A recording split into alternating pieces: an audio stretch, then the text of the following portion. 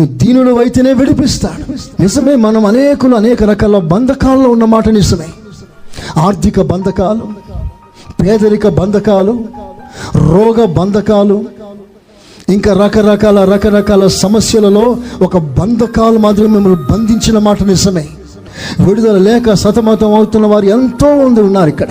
సంవత్సరాలు తరబడి దేవుని సన్నిధిలో ప్రార్థన చేస్తున్న బయటికి రాలేని పరిస్థితుల్లో బంధింపబడి ఉన్నారు. నా దేవుడు అంటాడు, దీనిలో నేను విడిపిస్తాను. ఆయన మాట 100% నిజం.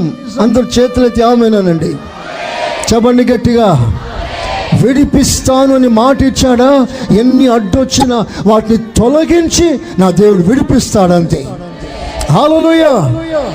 ప్రపంచ దేశాలను శాసించే మహా చక్రవర్తులు ఎదురైనా వారిని వంచి విడిపిస్తాడు. అందరూ ఆమేనండి గట్టిగా. నా దేవుడు విడిపిస్తాడు.